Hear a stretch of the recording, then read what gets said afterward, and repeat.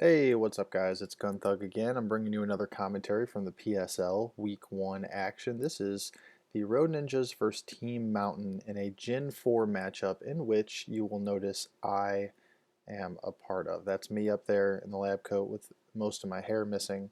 Um, I thought it'd be cool to bring you guys my perspective watching this match back through. I've only watched it back through, I think, once, just to figure out kind of what went on at the end there. I think it was actually a really interesting match that I'll be able to provide some perspective on. It was closer than it looked. Let's put it that way. It may have ended with a certain score, but it was closer than it looked. And to get into that, let's get into that. So go ahead and get started. He's going to lead Zap. Probably taking a page out of my book here. I love leading Zap. So obviously I was disappointed to see that lead Zap when I brought out Mix Knight as my lead. I've been playing a lot. Mix Knight is such a fantastic lead. However, Zapdos always has the threat of Hidden Power Ice. So I immediately go to Tyranitar. This is as you'll see, a very bulky, specially defensive Tyranitar, which is going to be able to take any attack Zapdos has, bar HP fighting. It also wouldn't like a U-turn, I guess, but at this point I knew he was probably going to either hit me with a very hard Thunderbolt or go for the HP Ice, and he did. So he goes right to Sizer, which, Tyranitar never wants to see because Sizer's going to get a free U-turn on you. I mean, U-turn does unbelievable damage to Sizer or to Tyranitar and gives Sizer that opportunity to scout your team out if you want to switch out. So I never like giving away free U-turns in DPP if I can avoid it. And this was unfortunate to see this when I was Tyranitar. I'm thinking to myself, all right, I threw rocks up. Some people run a fire blast on a bulky Tyranitar. I had my moveset pretty much taken up though, so I couldn't fit it on there. I may have to experiment with that another time. But I'm going to go to Gara. Gara's usually a pretty good answer for Sizer, and I was very, very surprised to see this. All right, bulky Swords Dance Sizer is certainly a strong Pokemon in this metagame, but it's usually reserved for later in matches. I mean, he has only shown me one Pokemon so far. He has to know. Sizer is so good in Gen 4 that he has to know I have at least one Sizer answer, and I hadn't shown one with Tyranitar and Dragonite yet. So him, Swords Dancing here wastes a really valuable opportunity for him to see exactly what my Sizer counter is, and if he can overcome it. Obviously, a Swords Dance Sizer is not going to overcome a Gyarados. It's going to, I mean, Bullet Punch is like a 6-hit KO, and he knows I'm going to either set up on him or do some pretty serious damage. So he's forced to switch out now. Missed a good opportunity there, I think, to scout me, but we'll see that Sizer come into play later. So he is assuming that it is Dragon Dance Gyarados because that is what everyone does when they see Gyarados. That's not the wrong assumption. The problem is that this is the wrong move. Even unless this is Scarfed Flygon or Scarfed Zapdos, which I know that it's not because I don't think anyone really leads with Scarfed Zapdos. Unless this is Scarfed Zapdos, even after a Dragon Dance, he can't touch me. I'm going to one-hit kill him unless he's extremely physically bulky, but a lot of Gyarados runs Stone Edge. So I didn't really understand this move. Regardless, I am not running a Dragon Dance Gyarados. He finds this out the hard way and takes an enormous chunk of damage from Zapdos with Zapdos. So his Zapdos is gone. But he's going to bring in Starmie. Me being Choice Banded here, I know that he's faster. He's likely got Thunderbolt, and he's probably going to use this opportunity to spin, but I didn't want to stay in and hit him with a Waterfall. Waterfall would have done quite a bit. It probably would have 2-hit KO'd him from this range, unless he's physically bulky, which I'm not sure. I don't remember if that's ever answered. But, I didn't want to risk it. I've got answers for Starmie, and Gyarados' work is far from done at this point. So I am going to go to Rotom because I predict the spin. This is something that in Rin will, and Rin is my opponent here, there's something that he'll learn the more he plays DPP is you almost never want to rapid spin your first turn out with Starmie because it's such a great opportunity to catch something trying to switch into spin block. Only the specially bulkiest of Rotoms don't care about attacking Starmie's attacks. Spiritomb also can be set up to not really care too much about Starmie's attacks. But generally, a lot of people like to run Scarf Rotom, and they'll throw their Scarf Rotom in on a Starmie that they think is going to spin, and it gets drilled with a Life Orb Hydro Pump or a Life Orb Surf or something like that, and then your Rotom's crippled the rest of the match, and Starmie's going to have no problem spinning once that's gone. So I definitely don't think you should rapid spin your first time out with Starmie until you know whether or not they're carrying a Ghost. And he makes that mistake, gives me free momentum with this Rotom. And so from here, I pretty much assumed that he would either just try to hit me with a strong water attack or go to something that can handle Rotom. Your usual answers are Tyranitar, Heatran, something like that. At this point, so I managed to double to Jirachi, but I'm not sure if that's Scarfed Heatran. I'm not Scarfed, so I know that a Scarf Fire Blast would hurt me. Luckily, the good thing about Scarf Fire Blast and Heatran is he has tons of switches which put him in a considerable disadvantage. Gyarados is almost always coming in on Heatran. And it comes in pretty nicely there, soaks the Fire Blast with ease, and then this is probably my favorite part of this match. This is my reason why Gyarados is in like 80% of my Gen 4 OU teams.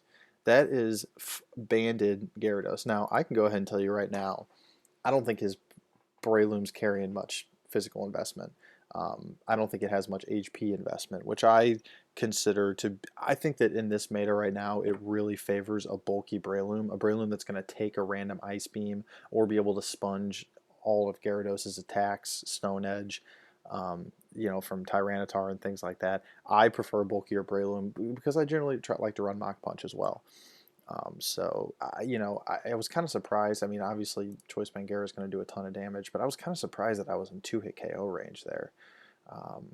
He's going to go back to Starmie here and take a world of damage. Like I said earlier, it didn't quite 2-hit KO from the range he was at, but I mean, that's overall 36 plus the leftovers tick. That's pretty good damage on a Starmie. So I'm thinking he may still have Thunderbolt, which I believe is confirmed at some point. I don't know if he uses Thunderbolt. And I'm eager to get Tyranitar in here because one of my favorite aspects of Gen 4 are these resist berries. Berries that give you half damage, single time use on a certain type attack. And so I'm holding a Pasho berry here, and I know I'm going to be able to bait him into surfing me pretty easily. He could have switched out here, but I think he was worried about pursuit, which is oftentimes why someone dry switches T-Tar into a Starmie.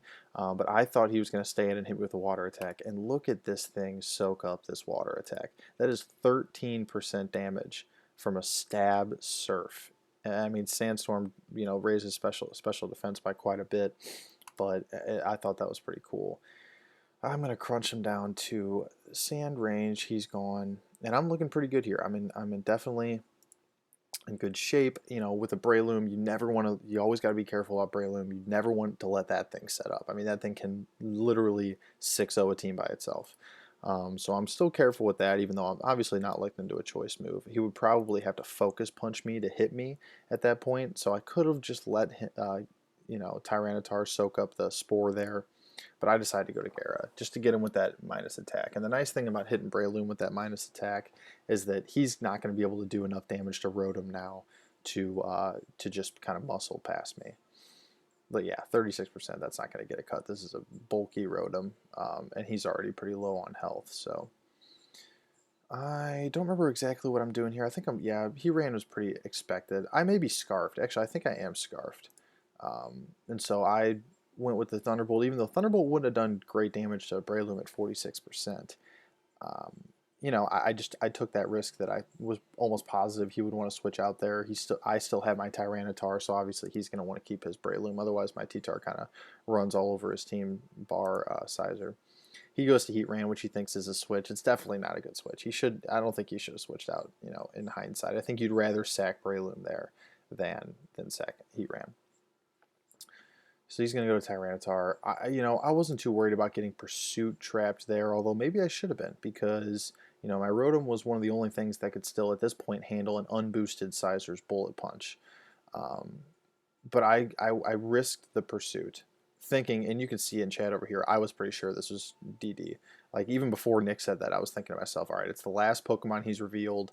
I can definitely see this being Dragon Dance, and he's going to think that, because I don't think I had used anything, but he probably thinks he can soak up one of my attacks and take advantage. But he doesn't Dragon Dance on with my Tyranitar in. And even then, so it might have just been mixed, like, I don't know, 4 attack, maybe Tyranitar, I don't know. But usually on mixed Tar, you got to carry something for opposing Tyranitars. You'll see mixed Tar, like max speed, running Superpower or Earthquake or, Sub Punch or something. That's Tyrannoboa. But, I was pretty surprised he didn't have something to more directly deal with me. So he takes me down here, actually. And I was sad to see Beast go because he really put in work this match. But I'm going to bring in Jirachi, the bane of Gen 4 OU. I mean, this thing is just, I cannot say enough about how scary it is to see a Jirachi come into the match because you never know what set it's running, and the counters for one set are just absolutely bowled over by the other set and vice versa. It's a really interesting situation, and it's, man, it's scary. Um, I don't know what he was thinking here. Maybe he just thought he'd come in and try to get as much damage on it as possible.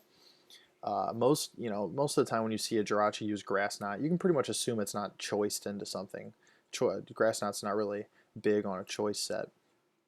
So this is kind of the last stretch of the match, and this is where things get a little testy, and I'll show you why. Now, I had been keeping an eye on that Sizer the whole match, trying to position myself to where I had something good to handle it when it came in again, and unfortunately that didn't happen. I'm not running HP Fire on this Jirachi, unfortunately, and that would be my really only move. I mean, if he's specially bulky, or even just a physically bulky Sizer, isn't going to take too much from an expert belt Jirachi's attacks. My only stab, Psychic, my only relevant stab, isn't very effective. I got Thunderbolt, which is non-stab, not the highest base power. Like it may not even 3-hit KO him, in which case he just gets free sword stances and can set up to, and roost back the health and set up to whatever he wants. So I'm a little worried here. I'm going to go to Rotom because on the off chance he bullet punches, I may have survived the 2-hit KO. Unfortunately, because I'm scarfed, I'm not getting lefties tick. He takes me out with +2 here, and I'm a little worried. Now, I'm pretty happy I was able to keep rocks off the field at this point because I still have my full health mixed knight that I still haven't brought in yet. And so I'm going to bring him in. And I'll go ahead and show you at this point. I went ahead and did a quick calc. I had some calcs like kind of ready to go, and I went ahead and ran this calc right here.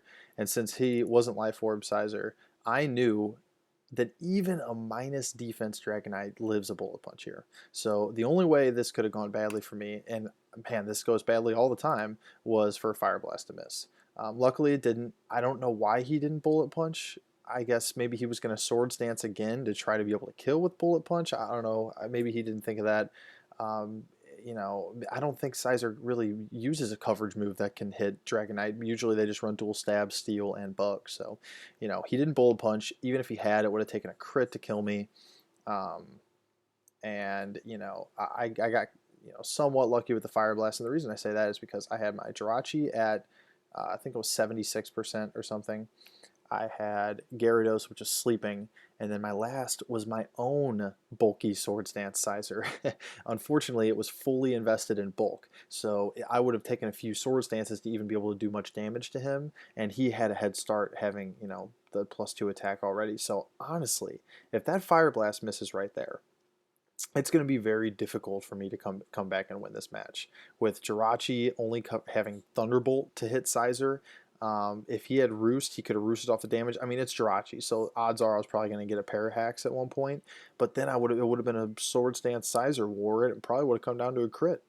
So, it would have been a much closer if that Fire Blast had missed. Luckily, it didn't. Luckily, he didn't bullet punch, and so I didn't have the risk of a crit against me, and I was able to pull out this match. So, again, it ended 4-0, but I think it was closer than that. I think you can see, this is what I love about DPP is that if you're not careful about that final Pokemon on the other person's team, then they can sweep you with it, no matter how comfortable of a lead you have. Anyways, that's my second commentary. I definitely hope to be doing a couple of these a week, if not more, just because I really enjoy, kind of analyzing the metagame. So, anyways, I'll go ahead and post this, and I will see you guys around.